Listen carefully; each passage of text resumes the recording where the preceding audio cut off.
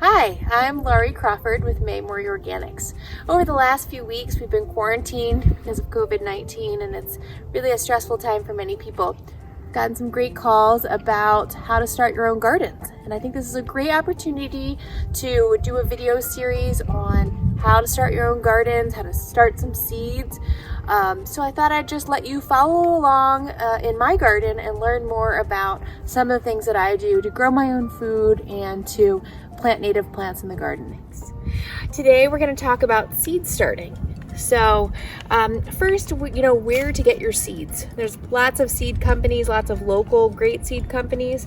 I buy most of my seeds from Johnny's Select Seeds. They're out of Maine.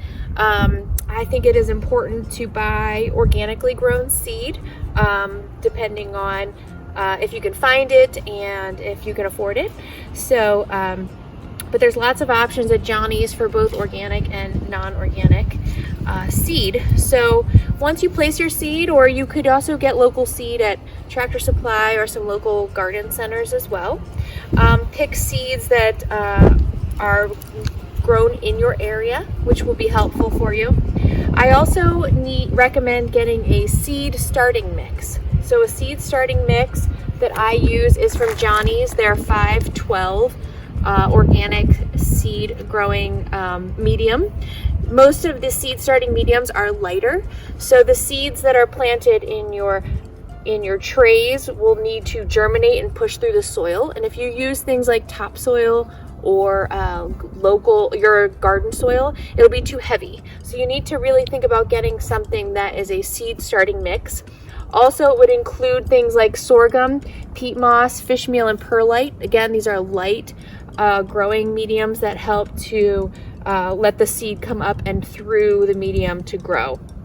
So I like to use Johnny's 512 mix, and so you take the mix, you can put it in containers like this. This is a 50 plug set. You can see there's holes in the bottom for drainage. You'll want to make sure that you have good drainage. And there's also a tray to collect the water. So you can order these at garden supply stores and things like that. You could also start them in pots. These are 2-inch pots, and you could start seeds in these as well. What's nice about starting in these small plugs is you can start a lot of different seeds. As you can see from some of the seeds that I started here, some of them didn't take, some of them are empty. So the nice part about the smaller plug size is that you don't need to use or take up as much space until they germinate. Eventually, these plants will be moved into 2-inch pots, and they will help to give them more room for their roots. So you would take your seed mix, you would read the back of your seed packet. What's important to note is how many seeds to put per area, per compartment, and definitely how deep. Some seeds need to actually rest on top of the dirt. Some need to be a 1/4 inch deep, some even deeper. So it's important to read on the back of your seed packet how deep it needs to be, how many you can put in each pot, and also what temperature it needs to be at. We'll be talking a little later about heat mats and lights and things like that you can use to help germinate your seeds. But it would be important to know when to start it is going to be on here, the temperature, and what they need, how deep they need to be in their pots. So not everything needs to be started early either. Things like cucumbers, watermelons, big summer crops can just be grown right in the garden. Some herbs can be grown right in the garden. So I will give you some links to some websites to tell you which ones can be grown. So today we're going to plant up some cucumbers.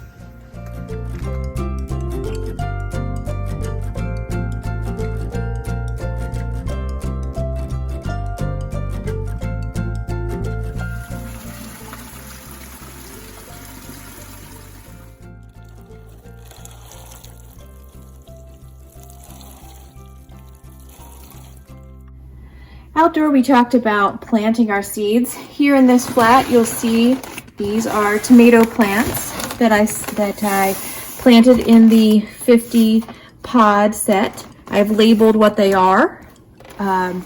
These tomatoes I planted about 3 weeks ago, so they've jumped up. So once you plant your seeds in your flats, tomatoes are one of those things that likes to be warmer. So I have a heat mat here that I plug in that the seeds sit on, and they're also under this grow light. The grow light should be as close as it can be to the plants, and you'll want to modify the temperature of the heat mat based on the recommendations on the back of the seed packet. If you don't have a grow light, you can also put these trays out in a sunny window. This is a southern facing window that receives a lot of light. I find it important to rotate the trays every day so that the stalks grow straight, because many times they'll grow towards the light.